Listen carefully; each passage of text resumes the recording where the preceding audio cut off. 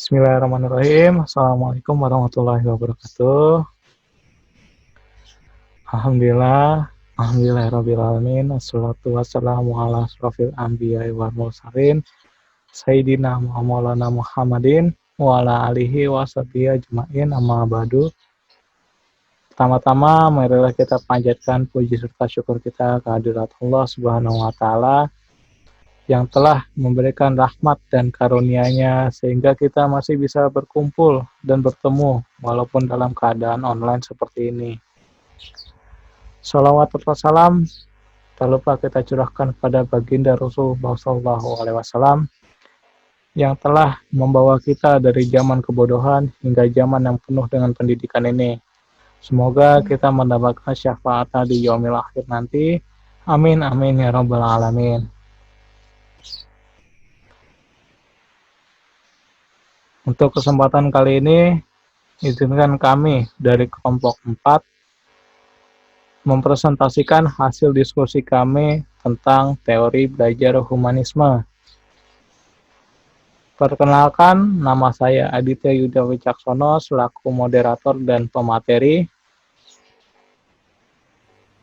Perkenalkan, nama saya Seha Aulia Mutia Zahra sebagai pemateri. Perkenalkan, nama saya Rizky Nabila sebagai pemateri. Sebelum kita lanjut ke pembahasan teori belajar humanisme, alangkah baiknya kita membaca basmalah. Bismillahirrahmanirrahim.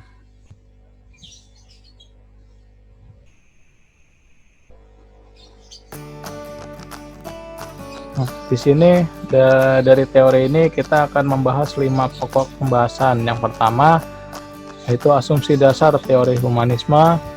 Yang kedua, karakteristik belajar menurut teori humanisme. Yang ketiga, prinsip-prinsip belajar menurut teori humanisme. 4, tokoh-tokoh dalam teori humanisme dan teori-teorinya. Yang kelima, alternatif pembelajaran yang menerapkan teori humanisme. Selanjutnya untuk pembahasan ini akan dibacakan oleh rekan saya. Waktu dan tempat dipersilahkan.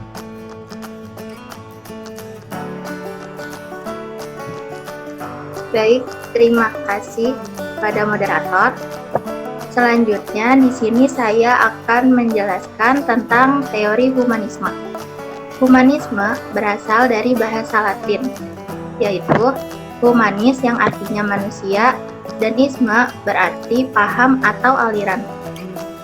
Humanisme menurut Kamus Besar Bahasa Indonesia, yaitu aliran yang bertujuan menghidupkan rasa kemanusiaan dan mencita-citakan pergaulan hidup yang lebih baik.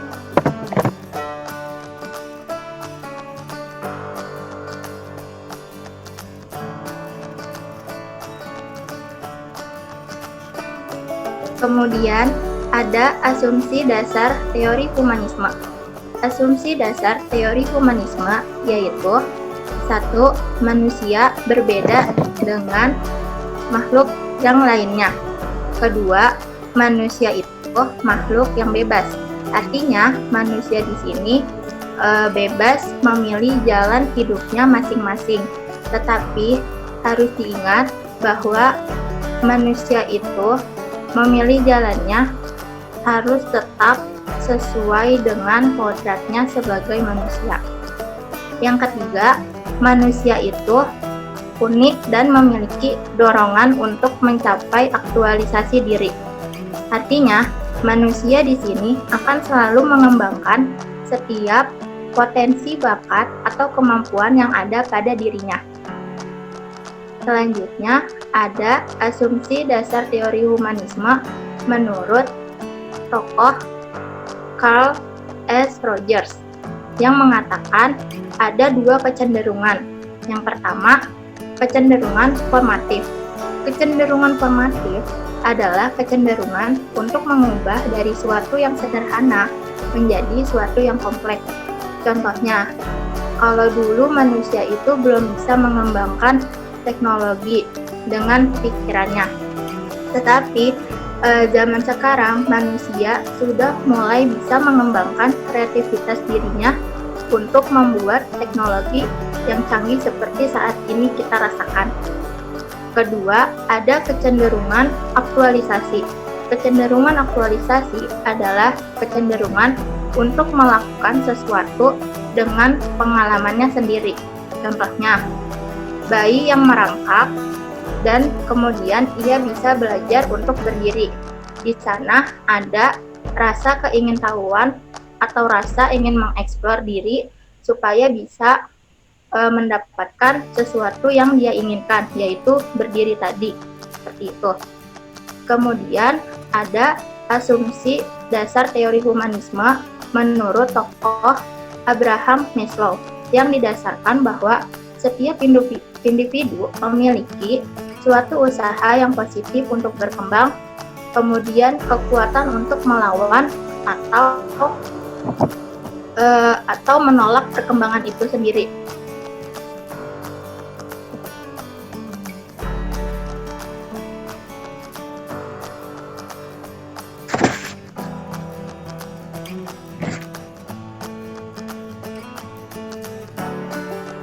Kemudian ada karakteristik belajar teori humanisme. Yang pertama, mengutamakan pembelajar sebagai pribadi yang unggul. Nah, pribadi yang unggul di sini maksudnya kita sebagai manusia itu harus diusahakan supaya menjadi seseorang yang sukses dan berhasil di kemudian hari.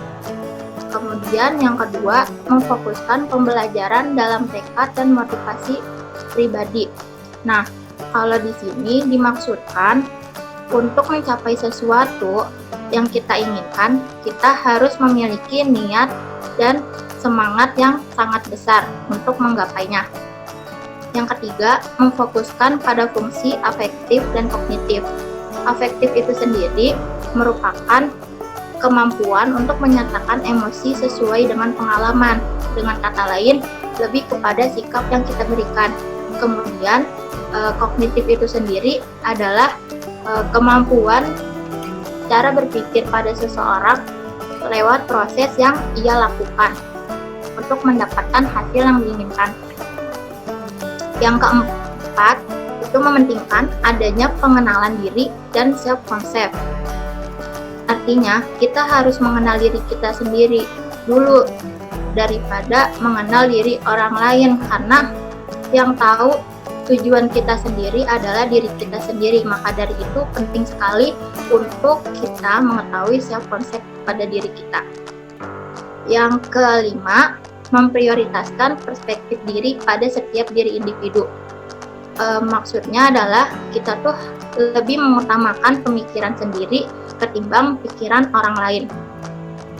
Selanjutnya yang keenam, mendahulukan peningkatan dalam self-control. Artinya, ini tuh berkaitan dengan bagaimana seseorang bisa mengendalikan dirinya sendiri, terutama pada tingkat emosi maupun semangat atau dorongan yang timbul dari dalam dirinya sendiri. Yang ketujuh, memprioritaskan ilmu pengetahuan dasar dan pengalaman.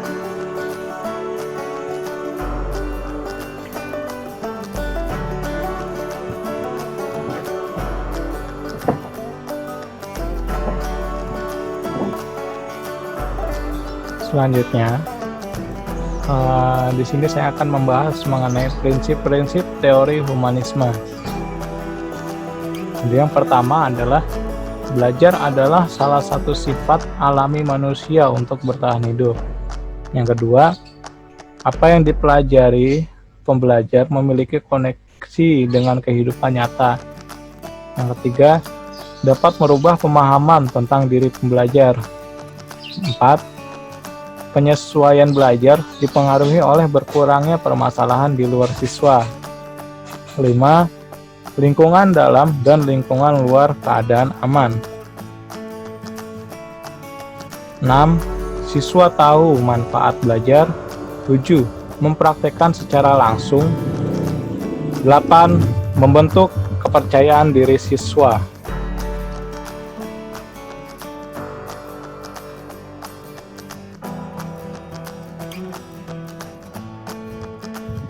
Selanjutnya, tokoh-tokoh teori humanisme. Yang pertama, Abraham Maslow. Maslow mengemukakan ada 5 tingkatan kunci kebutuhan pokok manusia. Kelima tingkatan kebutuhan pokok inilah yang kemudian dijadikan pengertian kunci dalam mempelajari motivasi manusianya. Yang pertama, kebutuhan fisiologis. Maksudnya, kebutuhan mempertahankan hidup, yaitu kebutuhan ini adalah seperti kebutuhan akan makan, minum, dan sebagainya. Keinginan untuk memenuhi kebutuhan fisik ini merangsang seseorang bertingkah laku dan melakukan suatu pekerjaan dengan giat. Yang kedua, kebutuhan rasa aman dan perlindungan. Maksudnya, kebutuhan ini adalah kebutuhan keselamatan. Yang ketiga, kebutuhan sosial. Maksudnya, kebutuhan ini dibutuhkan karena merupakan alat untuk berinteraksi antar sesama, serta diterima dalam pergaulan kelompok dan masyarakat lingkungannya. Secara normal, manusia ini tidak akan mau hidup menyendiri seorang diri di tempat terpencil, tetapi ia selalu membutuhkan kepada hidup secara berkelompok. 4. Kebutuhan penghargaan. Maksudnya, kebutuhan ini adalah kebutuhan akan penghargaan dari masyarakat lingkungannya. Ini muncul karena adanya prestasi, tetapi tidak selamanya demikian.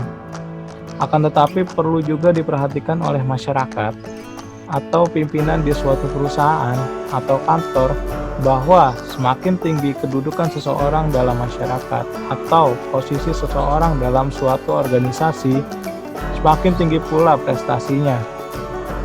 Prestasi dan status dimanifestasikan oleh banyak hal yang digunakan sebagai simbol status tersebut. Yang terakhir, aktualisasi diri. Maksudnya, kebutuhan ini adalah kebutuhan akan aktualisasi diri dengan menggunakan segala kemampuan, keterampilan, dan potensi optimal untuk mencapai suatu prestasi yang sangat memuaskan. Kebutuhan ini juga merupakan realisasi lengkap dari potensi yang dimiliki seseorang secara penuh. Keinginan seseorang untuk mencapai kebutuhan sepenuhnya dapat berbeda antara yang satu dengan yang lainnya. Pemenuhan kebutuhan ini dapat dilakukan oleh para atasan atau pimpinan sebuah lembaga yang menyelenggarakan pendidikan dan pelatihan. Dengan demikian, sangat penting untuk memuaskan kebutuhan manusia ini. Dapat dilihat secara jelas pada lembaga atau perusahaan yang modern yang selalu memperhatikan kebutuhan bawahannya atau karyawannya. Selain itu adalah dengan memberikan perlindungan dan kesejahteraan kepada bawahannya dan karyawannya.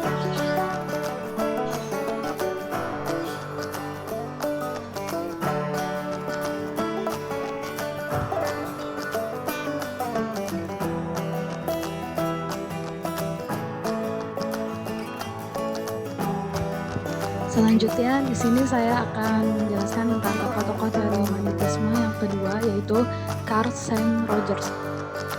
Carl Sam Rogers itu lahir pada tanggal 8 Januari 1902 dan beliau wafat pada tanggal 4 Februari 1987. Carl Rogers mengungkapkan pendapatnya mengenai prinsip-prinsip belajar humanistik, yaitu yang pertama hasrat untuk belajar. Nah, hasrat untuk belajar ini maksudnya adalah bahwa setiap manusia memiliki hasrat untuk belajar. Yang kedua yaitu belajar yang berarti, bahwasanya belajar akan terjadi apabila itu memiliki arti dan memiliki relevan terhadap kehidupan dari setiap individu. Yang ketiga yaitu belajar tanpa ancaman. Nah, maksudnya di sini adalah belajar akan berlangsung dengan baik apabila lingkungan di sekitar tempat belajar itu aman dan terjaga. Yang keempat yaitu belajar atas inisiatif sendiri. Belajar akan lebih efektif apabila dilakukan atas inisiatif dan keinginan diri sendiri, tanpa adanya paksaan dari orang lain. Yang terakhir adalah belajar untuk perubahan. Maksudnya di sini adalah belajar adalah proses yang selalu berlangsung lama karena dunia ini selalu mengalami perubahan. Next.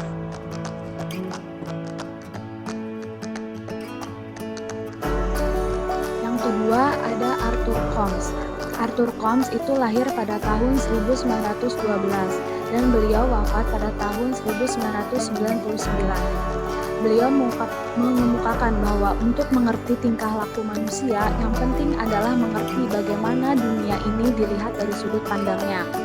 Pernyataan ini adalah salah satu dari pandangan humanistik mengenai perasaan, persepsi, kepercayaan, dan tujuan tingkah laku inner dari dalam yang membuat orang berbeda dengan orang lain. Maksudnya di sini adalah setiap manusia ini pasti memiliki ciri khasnya masing-masing, berbeda dari antara manusia yang satu dengan yang lainnya. Contoh kecilnya adalah dalam perbuatan tolong-menolong. Ada seseorang yang menolong karena memang dari dalam dirinya, yaitu secara sukarela tanpa adanya paksaan.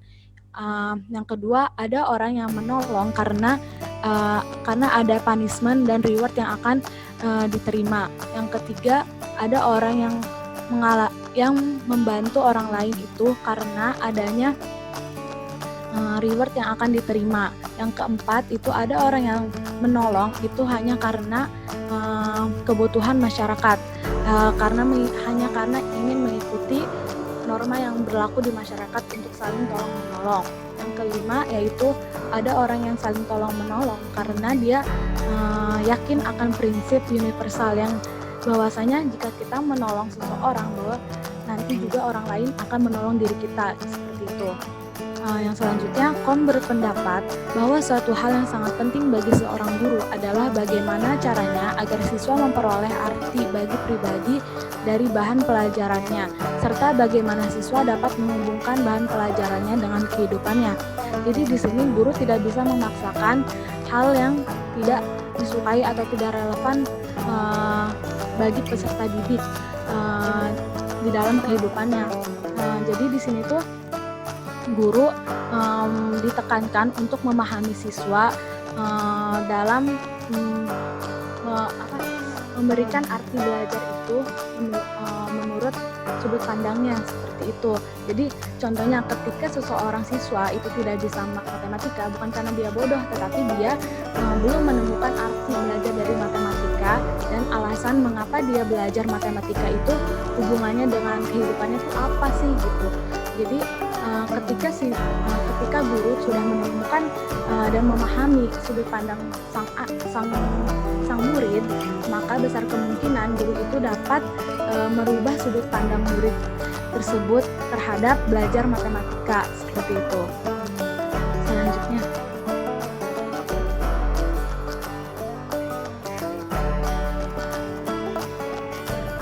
di sini ada alternatif pembelajaran yang menerapkan teori humanisme.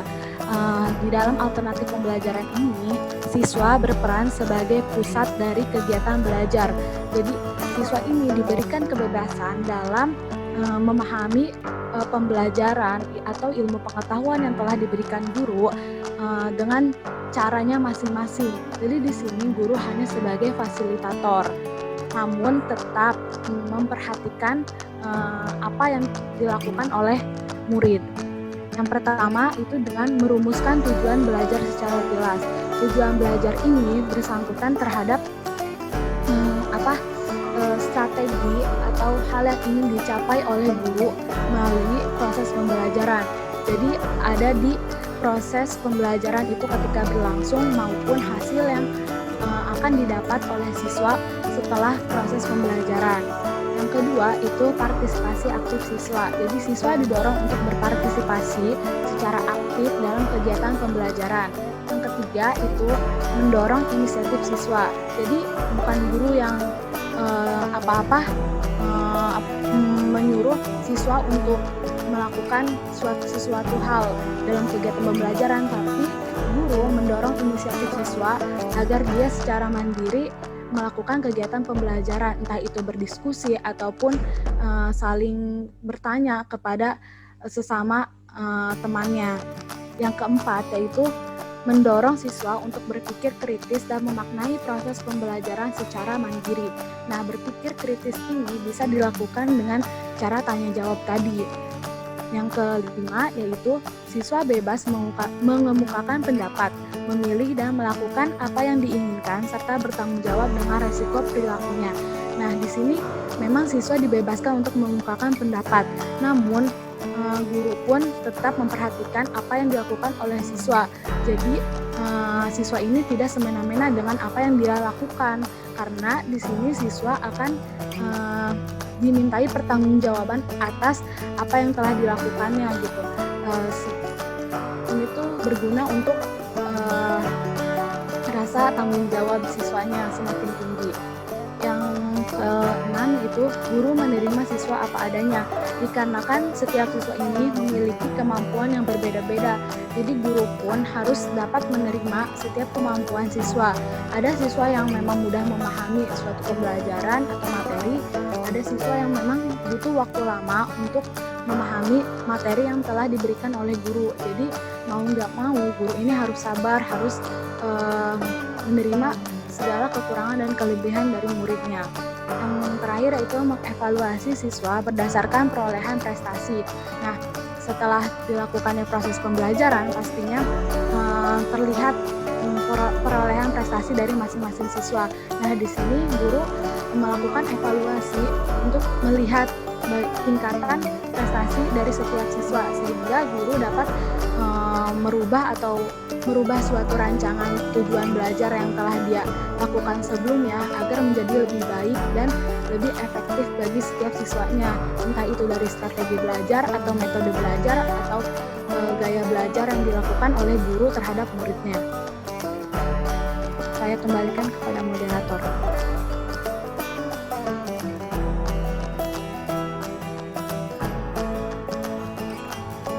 Alhamdulillah, itu tadi sedikit pembahasan mengenai teori humanisme. Dari kesimpulan tersebut, menurut teori humanisme, tujuan belajar adalah untuk memanusiakan manusia. Proses belajar dianggap berhasil jika si pelajar memahami lingkungannya dan dirinya sendiri. Siswa dalam proses belajarnya harus berusaha agar lambat laun ia mampu mencapai aktualisasi diri dengan sebaik-baiknya. Teori belajar ini berusaha memahami perilaku belajar dari sudut pandang pelakunya, bukan dari sudut pandang pengamatnya. Sekian pembahasan dari kelompok kami, kurang lebihnya mohon maaf. Akhirul kata, Assalamualaikum warahmatullahi wabarakatuh.